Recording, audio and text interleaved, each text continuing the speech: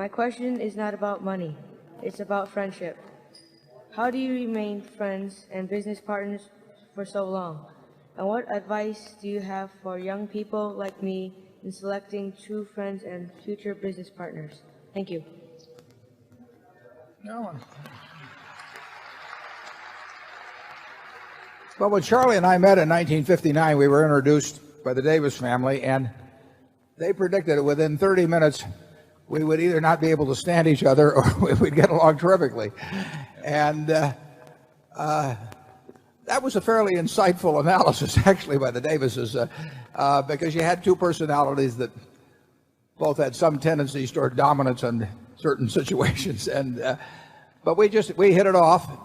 We have disagreed, but we have never had an argument that I can remember at all in 43 years. And yet we both have strong opinions, and they aren't the same strong opinions at times. But the truth is, we've had an enormous amount of fun together. We continue to have an enormous amount of fun.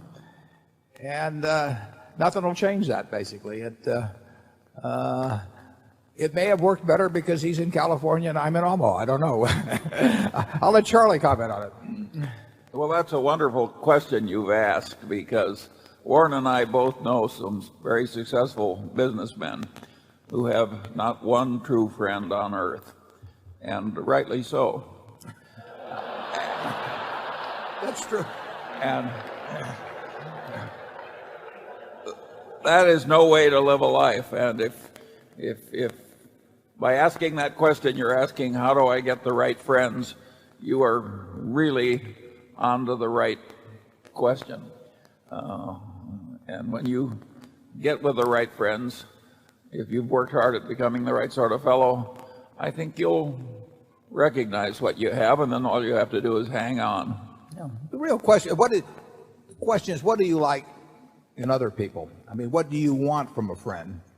And if you'll think about it, there's certain qualities that you admire in other people, that you find likable, that you and cause you to want to be around certain people.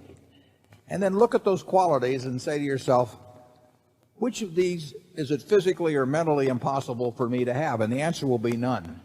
I mean, it's only reasonable that if certain things attract you to other people, that if you possess those, they will attract other people to you. And secondarily, if you find certain things repulsive in other people, whether they brag or they're dishonest or whatever it may be, if that turns you off, it's going to turn other people off if you possess those qualities. And those are choices. Very few of those things, are in your DNA. They are choices, and they are also habits. I mean, if you have habits that attract people early on, you'll have them later on. And if you have habits that repel people, you're not going to cure it when you're 60 or 70. So it is not a complicated equation. And as I remember, Ben Franklin did something like that one time, didn't he? List the qualities he admired and then just set out to acquire them. Absolutely. Yeah. He went at it the way you've gone after acquiring money. They're not mutually exclusive.